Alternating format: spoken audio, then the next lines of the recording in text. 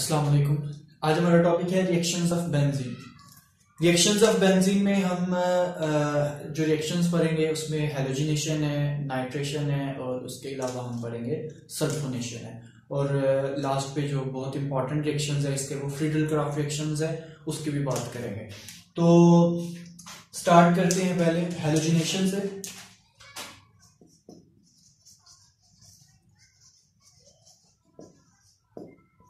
हमें पता है बेंजीन जो है ये एडिशन रिएक्शन से बेहतर सब्स्टिट्यूशन रिएक्शन देती है, तो मैं यहाँ पे सब्स्टिट्यूशन रिएक्शंस की बात करूंगा।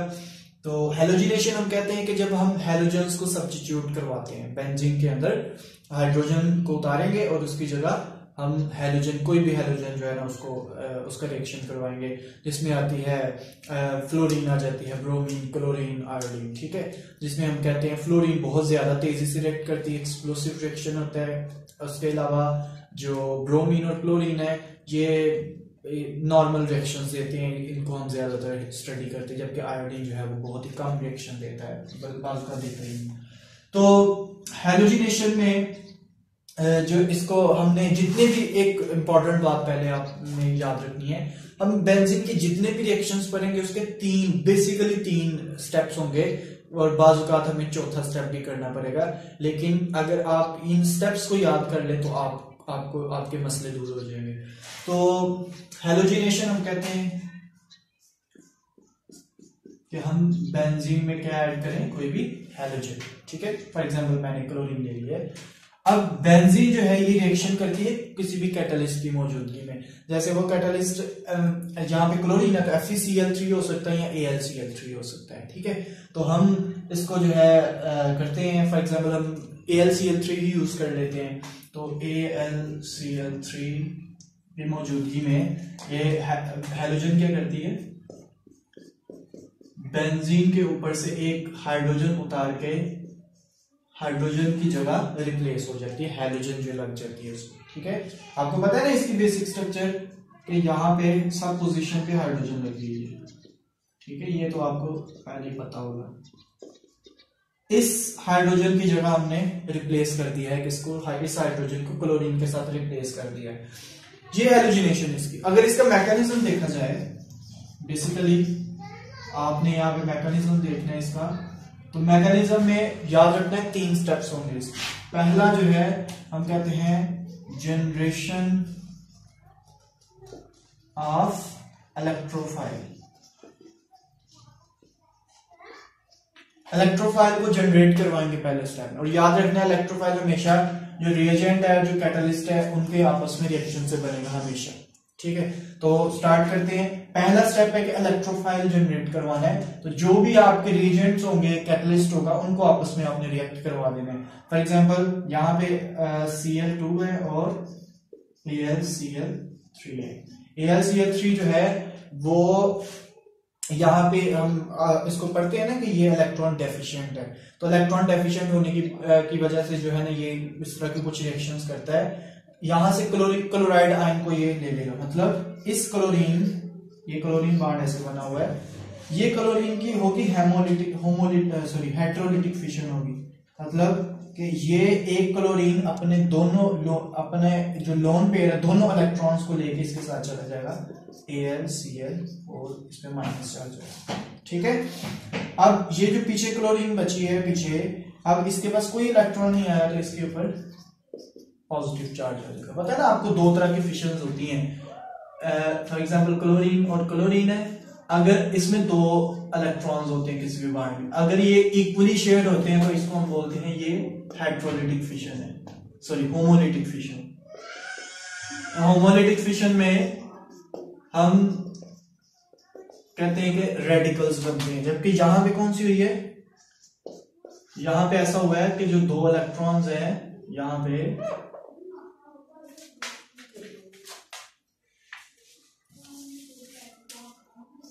ये एडिशनल मैं एक बात बता रहा हूं आपको, जो दो इलेक्ट्रॉन्स है इन दोनों के दरमियान, तो एक एटम जो है ना वो दोनों ही ले जाए। अनइक्वल डिस्ट्रीब्यूशन जब इलेक्ट्रॉन्स की होती है, जो दोनों इलेक्ट्रॉन लेंगे उस पर नेगेटिव चार्ज और जिसके पास कोई इलेक्ट्रॉन नहीं आया उसके ऊपर पॉजिटिव चार्ज आ जाएगा, ठीक है। तो ये बेसिकली मैं वैसे एडिशनल बात आपको बता दी है। ऑर्गेनिक केमिस्ट्री में जो है ना इस बहुत ज्यादा यूज होता है। जो जब अनइक्वल डिस्ट्रीब्यूशन होती है तो उसको बोलते हैं हेटेरोलिटिक फिशन। जब इक्वली एक इलेक्ट्रॉन उधर एक उधर, इसको बोल देते हैं हम ये होमोलिटिक फिशन है। तो हम बात कर रहे थे, अब इसको सिंपल रखते हैं। अब हम अपने, मैं इससे बाहर नहीं जाऊंगा, मैं इस टॉपिक पे रहता हूँ। हम बात कर रहे हैं इसकी जनरेशन ऑफ इलेक्ट्रोफाइल में जो है ये हमारा इलेक्ट्रोफाइल प्रोड्यूस होगा। इस पे पॉजिटिव चार्ज है, इसको इलेक्ट्रॉन्स चाहिए, तो ये इलेक्ट्रोफाइल है, ये अटैक करेगा बेंजीन के ऊपर। ठीक है, अब बेंजीन जो है, अब सेकंड रिएक्शन, सेकंड जो हमारा स्टेप है वो होगा अटैक ऑफ इलेक्ट्रोफाइल। ठीक है, इलेक्ट्रोफाइल का अटैक करवाएंगे। अब इसमें अब बेंजीन जो है अपने ये एरो जो है ना हम इस तरह लगाते हैं, इलेक्ट्रॉन्स नेगेटिव से पॉजिटिव की तरफ अटैक करवाते हैं हम, एरो लगाते हैं हम। अब आपने यहाँ पे देखने के होगा क्या, ये सेकंड स्टेप है हमारा। जब अटैक होगा तो यहाँ पे बॉन्ड जो है वो पहला बॉन्ड टूट जाएगा, क्योंकि बेंजीन को तो बॉन्ड पूरे हैं, अगर बेंजीन ने नया बॉन्ड बनाना है तो उसको पहले वाला एक ब्रेक करना पड़ेगा। इसलिए बेंजीन अपना ये बॉन्ड ब्रेक करता है, यहाँ पे लगती है क्लोरीन, बाकी बॉन्ड जो है वो उसी तरह इधर रहेंगे, एक बॉन्ड इधर है और एक इधर है। कौन सा बॉन्ड ब्रेक हुआ, ये वाला, इस कार्बन का और इस कार्बन का ये बॉन्ड ब्रेक हो गया था, जबकि इस कार्बन ने अपना बॉन्ड जो है वो क्लोरीन के साथ पूरा कर लिया, तो ये बॉन्ड ब्रेक हुआ है। इस कार्बन ने तो पूरा कर लिया अपना बॉन्ड, जबकि इस कार्बन का पूरा नहीं हुआ, तो इसमें क्या आ जाएगा, पॉजिटिव चार्ज आ जाएगा। ठीक है, अब इसकी भी ज्यादा डिटेल में मैं नहीं जाऊंगा कि इस पे पॉजिटिव चार्ज क्यों है, क्यों हम इससे हट जाएंगे थोड़ा सा। आपको वैसे ही पता होना चाहिए, जब ये बॉन्ड ब्रेक हुआ था ये दोनों इलेक्ट्रॉन जो है इस कार्बन के पास चले गए थे ताकि वो इसको दे सके, क्योंकि इसके पास इलेक्ट्रॉन की कमी है। ठीक है, ये बेसिक बातें, ये तो आपको खुद पता होना चाहिए। अगर मैं बताने लगूंगा तो फिर ये तो बहुत सी बातें हैं जो मैं बता सकता हूँ यहाँ पे। तो ये दोनों इलेक्ट्रॉन जो है ये यहाँ से चले जाते हैं इस कार्बन के पास, यहां से ये कार्बन जो है अपने इलेक्ट्रॉन इसको दे देते ताकि इसका जो पॉजिटिव चार्ज है ये खत्म हो जाए। ठीक है, और इस कार्बन के हिस्से में कोई इलेक्ट्रॉन नहीं आया, इसलिए इस पे पॉजिटिव चार्ज हो जाए। अच्छा, अब ये कदर स्टेबल होता है क्योंकि ये यहाँ पे रेजोनेंस हो सकती है, ये जो बॉन्ड है, ये जो पाई इलेक्ट्रॉन है ये यहाँ से यहाँ शिफ्ट हो जाते हैं। ठीक है, तो ये बीएससी लेवल में बहुत सी चीजें हैं जो बताने को तो बहुत कुछ है, लेकिन क्योंकि एफएससी वाले जो है ना बेसिकली वो देखते हैं इनको, तो इसलिए मैं इसको सिंपल ही रखता हूँ। अब पहले भी मैंने जो है ना वो थोड़ा सा काफी चीजें बता चुका हूँ, तो मैं कोशिश कर रहा हूँ कि इसको इधर ही रखूँ। अच्छा, थर्ड स्टेप हमारा होगा कि अब हमने इसमें जो बेंजीन की जो एरोमेटिसिटी खत्म हुई है ना, बेंजीन इस टाइम ये था पहले एरोमेटिक, अटैक हुआ है जब इस पे, तो बेंजीन की एरोमेटिसिटी जो है ना ये खत्म हो गई। बेंजीन चाहता है कि इसकी एरोमेटिसिटी जो है ना ये दोबारा इसको हासिल हो जाए। तो ये जो हाइड्रोजन है, ये यहाँ पे पहले हाइड्रोजन था, जो अभी यहाँ से जो हाइड्रोजन है वो कहीं नहीं गया। ठीक है, यहाँ पे भी हाइड्रोजन लगा हुआ है, अभी कोई हाइड्रोजन निकला नहीं है यहाँ से। ठीक है, तो थर्ड स्टेप में एक हाइड्रोजन निकलेगा, इसको बोल देंगे हम डीप्रोटोनेशन। डीप्रोटोनेशन में क्या करेंगे, बेंजीन जो है एक प्रोटॉन को निकालेगा ताकि बेंजीन क्या कर सके, बेंजीन अपनी एरोमेटिसिटी को गेन कर सके। ठीक है, तो यहां से हाइड्रोजन निकल जाएगी, उसको निकालने के लिए ये जो स्पीशीज बनी थी हमारे पास AlCl4- ये अटैक करेगी इस हाइड्रोजन पे, और ये यहां से हाइड्रोजन को निकाल के हाइड्रोजन अपने दोनों इलेक्ट्रॉन जो है वो इधर दे जाएगा ताकि ये दो इलेक्ट्रॉन इधर आ जाए, बॉन्ड बन जाए, रिंग जो है दोबारा एरोमेटिक बन जाए। ठीक है, तो हाइड्रोजन जब निकली यहां से तो वो इलेक्ट्रॉन देगी और इधर बॉन्ड बन गया, अब रिंग जो है वो दोबारा एरोमेटिक बन चुके हैं हमारा। तो इसको जो है ना हम बताने को बहुत सी चीजें, बहुत कुछ डिस्कस कर सकते हैं, लेकिन बहुत ज्यादा डिटेल में नहीं गया है। इसको हम बोलते हैं जी, पहला स्टेप है जनरेशन ऑफ इलेक्ट्रोफाइल, सेकंड आपने करना अटैक ऑफ न्यूक्लियोफाइल, अटैक करेगा, उसमें पॉजिटिव चार्ज आ जाएगा, और इस पॉजिटिव चार्ज को खत्म करने के लिए प्रोटॉन को निकालना पड़ेगा। प्रोटॉन कौन निकालेगा, जो आपका फर्स्ट टाइम में जो स्पीशी बनी थी न्यूक्लियोफाइल, सॉरी इलेक्ट्रोफाइल के साथ जो स्पीशी बनी थी वो आएगी यहाँ पे, और यहाँ से एक हाइड्रोजन लेके क्लोरीन और हाइड्रोजन मिलकर तो HCl बना देंगे, और साथ यहां से जब क्लोरीन निकल जाएगा तो AlCl3। ठीक है जी। हाँ जी, दूसरा रिएक्शन है नाइट्रेशन। नाइट्रेशन में हम कहते हैं कि बेंजीन के ऊपर नाइट्रो ग्रुप को इंट्रोड्यूस करवाना है, तो नाइट्रेशन कैसे करते हैं? नाइट्रेशन में हम HNO3 यूज करते हैं।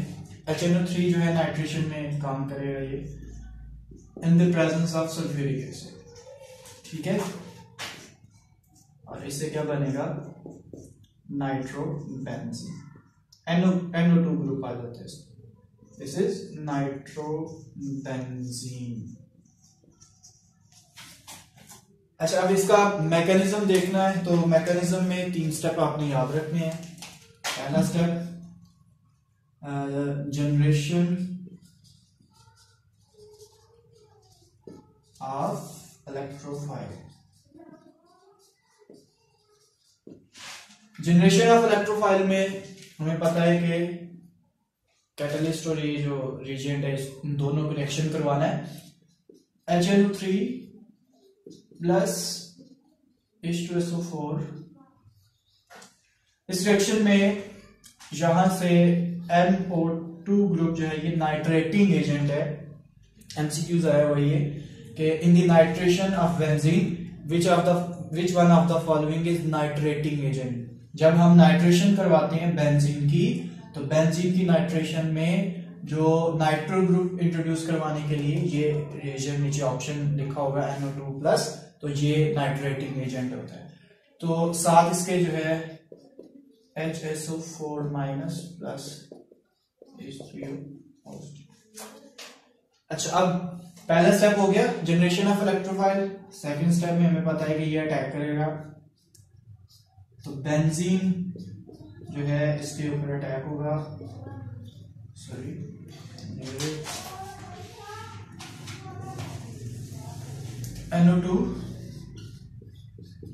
NO2 जो है इस तरह होता है, अगर आप देखें ना NO2 को, ठीक है, ऐसे होता है। यहां से इस नाइट्रोजन पे होगा, ठीक है, नाइट्रोजन पे अटैक होगा इस पे, यहां पे। अब इसके बाद क्या होगा? हमें पता है NO2 और इस यहां पे क्या आ जाएगा? पॉजिटिव चार्ज आ जाएगा। उसकी रीजन क्या है? क्योंकि जब ये बॉन्ड ब्रेक हुआ है, इस कार्बन का एक बॉन्ड और इस कार्बन ने बॉन्ड ब्रेक हुआ है।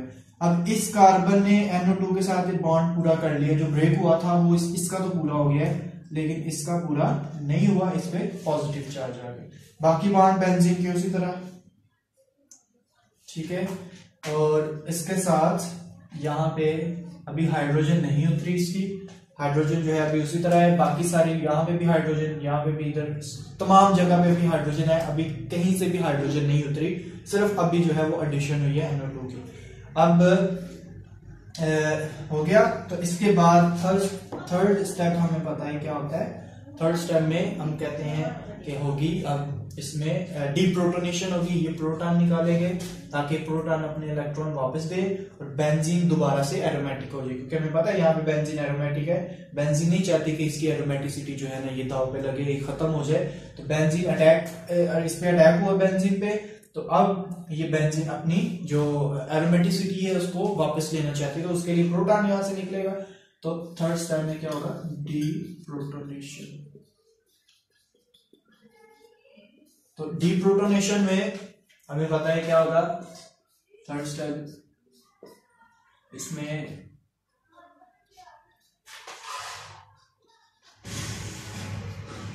अब रिएजेंट जो मैंने आपको बताया था कि यहाँ पे जो सेकंड नाइट्रेटिंग एजेंट है, यहाँ पे जो भी इलेक्ट्रोफाइल बनता है उसके साथ जो स्पीशीज बनती है वो यहाँ पे आता है। HSO4 माइनस, ये यहाँ से प्रोटॉन लेके तो ये बन जाएगी H2SO4, और यहां से ये अपने इलेक्ट्रॉन इस बेंजीन को दे देंगे ताकि बेंजीन जो है क्या हो जाए, अपनी एरोमेटिसिटी गेन कर ले, बेंजीन एरोमेटिक हो जाए, यहाँ पे NO2 जो है उसकी सब्स्टिट्यूशन होगी। तो ये मैकेनिज्म है नाइट्रेशन का, जिसमें हमने यहाँ पे भी हमने 3 स्टेप पढ़ने हैं, जिसमें हम कहते हैं कि पहला जनरेशन करनी है इलेक्ट्रोफाइल की, फिर हमने क्या करना है, अटैक करवाना है, और अटैक करवाने के बाद क्या करवाना है, डीप्रोटोनेशन करवानी है, ताकि बेंजीन जो है उसको दोबारा से एरोमेटिक बन जाए। ठीक है, अब इसके बाद हम देखते हैं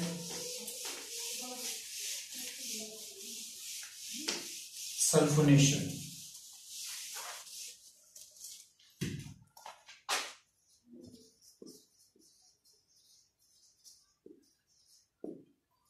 सल्फोनेशन में हम सल्फोनिक ग्रुप जो है उसको इंट्रोड्यूस करवाएंगे, SO3H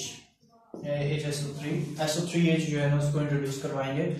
तो इसमें हम क्या करते हैं, बेंजीन रिएक्शन करवाते हैं सल्फ्यूरिक एसिड के साथ। तो बेंजीन सल्फ्यूरिक एसिड, यहाँ पे सल्फ्यूरिक एसिड ही कैटलिस्ट के तौर पे भी काम करेगा, मतलब इसमें जो है वो रिएक्शन में यही इसके मैकेनिज्म में मैं आपको बताऊं कि इसको यहाँ पे भी क्यों लिखा है हमने। तो इससे बेंजीन के ऊपर क्या आ जाता है, सल्फोनिक ग्रुप, तो इसको बोल देते हैं ये क्या है, सल्फोनेशन है।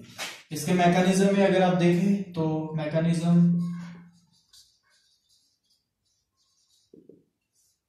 में पहला स्टेप क्या होता है, मैकेनिज्म में पहला स्टेप है जनरेशन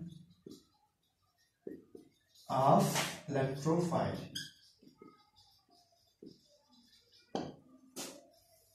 जनरेशन ऑफ इलेक्ट्रोफाइल की जनरेशन करवानी है, तो जो रिएजेंट है और जो कैटलिस्ट है उनका आपस में रिएक्शन करवाते हैं, ये मैं बता चुका हूं पहले भी।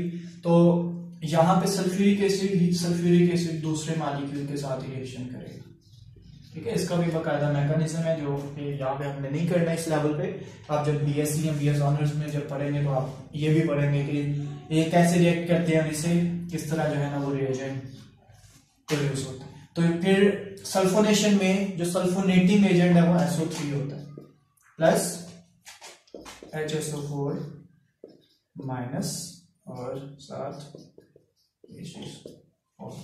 ठीक है, अच्छा सल्फोनेशन जो है ये एक और तरीके से भी करवा सकते हैं हम, वो कैसे है वो मैं भी बताने लगा हूं आपको। अच्छा सेकंड स्टेप है हमारा, अब क्या होता है, अटैक होता है बेंजीन रिंग के ऊपर। तो बेंजीन अब यहाँ पे SO3 जो है वो एक्ट करेगी, तो एरो जो है हम नेगेटिव से पॉजिटिव की तरफ लगाते हैं, इस पे पार्शियल पॉजिटिव साइन है। तो बेंजीन जब इसके साथ रिएक्ट करेगी तो इससे क्या बनेगा, ये बनेगा S, पहले एक एक बॉन्ड ब्रेक करना पड़ेगा। ठीक है, अगर नए बॉन्ड बनाने हैं तो ओल्डर बॉन्ड ब्रेक करने पड़ेंगे। बेंजीन अपने ही बॉन्ड ब्रेक करेगा, जबकि सल्फर और ऑक्सीजन एक बॉन्ड ब्रेक हो जाएगा O-।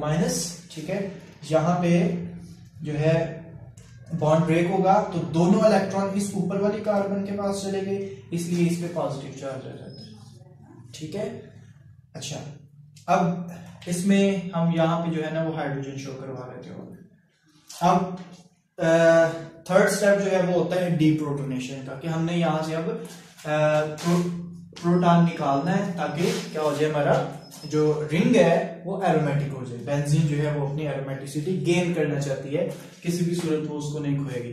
तो अब इसकी जो है वो एरोमेटिसिटी गेन करने के लिए डीप्रोटोनेट SO3 माइनस, और ये क्या होगा इसमें, यहाँ पे पॉजिटिव चार्ज, यहाँ पे हाइड्रोजन शो करवा लेते हैं क्योंकि अभी कोई हाइड्रोजन नहीं निकला। ठीक है, अभी सिर्फ SO3 माइनस आया है, अभी कोई चीज निकली नहीं है। तो यहां से HSO4 माइनस, यहां से हाइड्रोजन को लेके H2SO4 बन जाएगा। एक हाइड्रोजन है पहले, एक ये लेके H2 हो जाएगा SO4, जबकि ये इलेक्ट्रॉन इधर दे दीजिएगा, दोनों प्रोटॉन अपने इलेक्ट्रॉन दे के जाएगी ताकि इसका पॉजिटिव चार्ज खत्म हो जाए और रिंग जो है दोबारा एरोमेटिक बन जाए। ये एरोमेटिक बन जाएगा और SO3 माइनस। अब इसमें हमें फोर्थ स्टेप भी करना पड़ेगा, जिसमें अब हमने प्रोटोनेशन करनी है, मतलब SO3 को प्रोटॉन चाहिए, तो वो प्रोटॉन जो है ले सकती है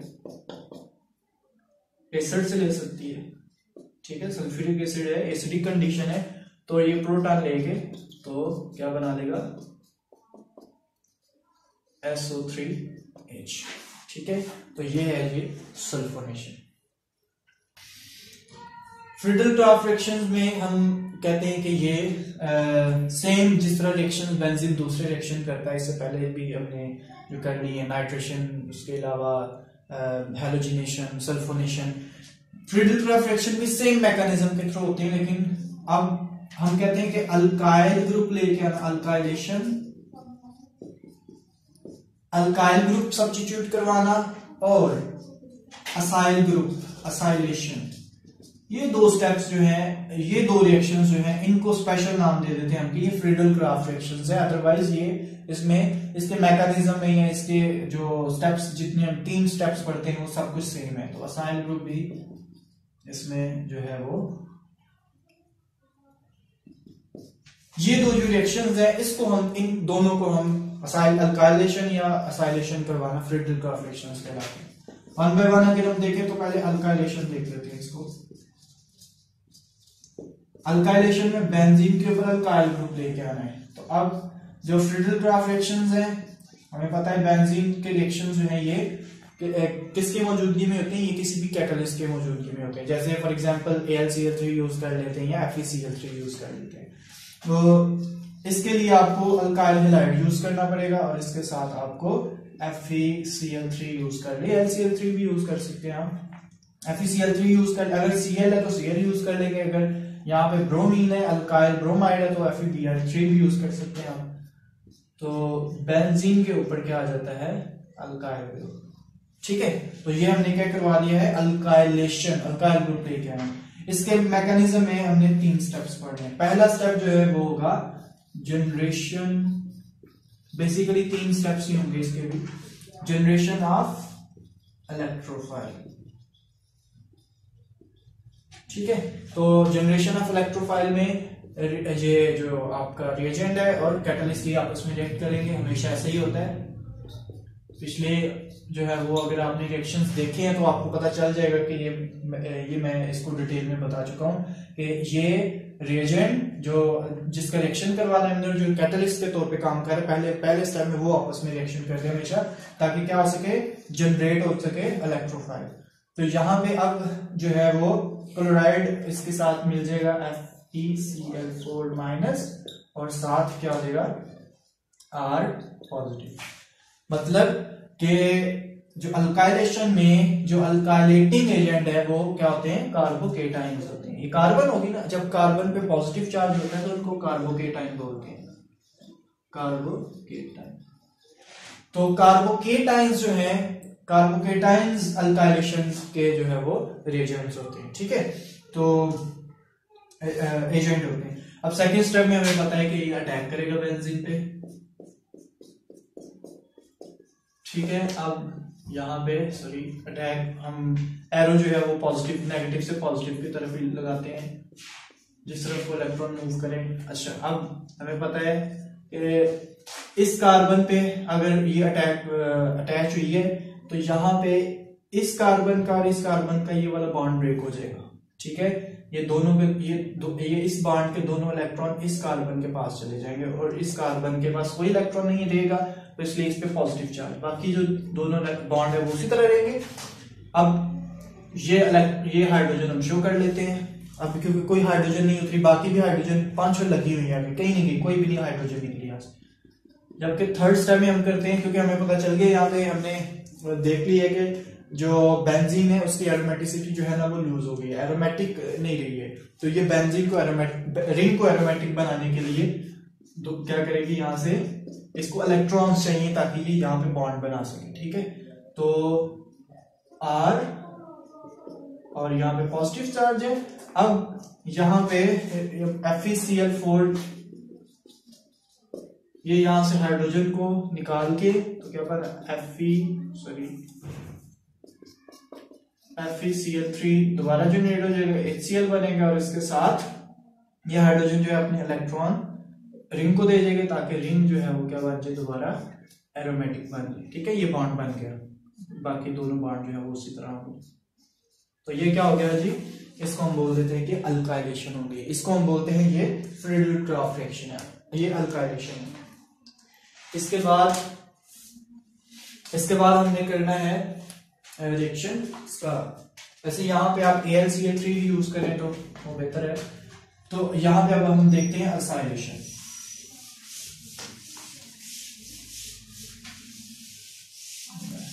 दोबारा लिख देता हूं।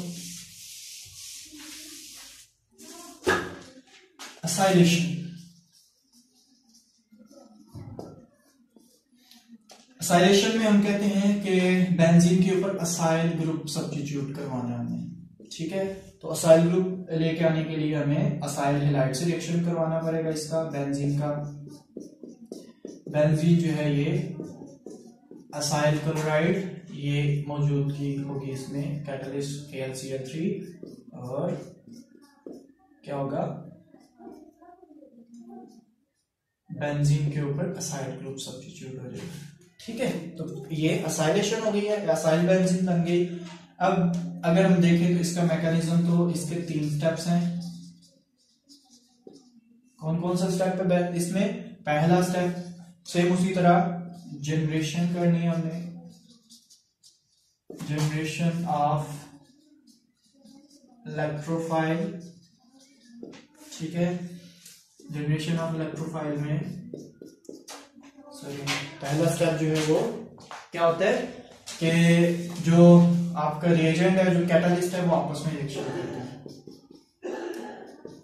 असाइल क्लोराइड और AlCl3 रिएक्शन करेंगे आपस में। यहां से जो क्लोरीन है ये AlCl3 के पास चले जाएगी, अपने इलेक्ट्रॉन में ले जाएगी यहाँ से AlCl4- और पीछे क्या बचेगा? पीछे बचेगा RC++O+, ठीक है। ये बन गया। कार्बन पे पॉजिटिव चार्ज है तो इसको भी आप कह सकते हैं कि ये कार्बोकेटाइन बन गया, ठीक है। सेकंड स्टेप जो है वो अटैक करेगी, अटैक होगा बेंजीन पे। तो बेंजीन पे जब अटैक होगा, कैसे होता है अटैक, इसको इस तरह लिख लेते हैं हम। अब एरो जो है हम यहां से इस तरफ लगाएंगे, नेगेटिव टू पॉजिटिव, इस पे पॉजिटिव चार्ज आया हुआ है। अच्छा, क्या होता है हमेशा कार्बन डबल बॉन्ड ऑक्सीजन, और यहाँ पे हाइड्रोजन शो कर लेनी और इस पे पॉजिटिव चार्ज लगाना, बाकी बॉन्ड उसी तरह। नेक्स्ट स्टेप में क्या होगा? थर्ड स्टेप में बेंजीन जो है ये दोबारा क्या होना चाहती है? अब बेंजीन रिंग जो है ये एरोमेटिक होने जाता है, तो स्टेप होगा डीप्रोटोनेशन। तो डीप्रोटोनेशन करनी है, तो अब हमने करना है इसको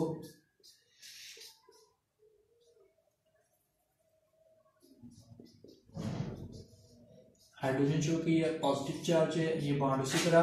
अब इसको AlCl4- जो यहाँ से हाइड्रोजन ले लेगा, AlCl4- यहाँ से हाइड्रोजन लेके, तो अब हाइड्रोजन जो है ये अपने इलेक्ट्रॉन बेंजीन को ले लेंगे, ताकि बेंजीन में जो है वो 6 पाई इलेक्ट्रॉन्स हो जाए और ये बेंजीन रिंग जो है वो एरोमेटिक हो जाए। 6 पाई इलेक्ट्रॉन होते हैं इसमें इस टाइम 1, 2 और 2, 4 पाई इलेक्ट्रॉन्स है, पाई बॉन्ड, ठीक है। ये BSc लेवल की बातें हैं, BSc वालों को इस चीज से समझ आती होगी, अगर BSc वाले देख रहे हैं तो इलेक्ट्रॉन 2 और आ जाएंगे, तो बेंजीन जो है ये एरोमेटिक हो जाएगी, ठीक है। अब क्या होगा यहाँ पे? असाइल ग्रुप है ये, और साथ क्या बनेगा? HCl, और कैटलिस्ट जो है वो रीजनरेट हो जाएगा। कैटलिस्ट रिएक्शन में हिस्सा लेता है, लेकिन एंड पे उसी तरह रीजनरेट हो जाता है, ठीक है, कंज्यूम नहीं होता।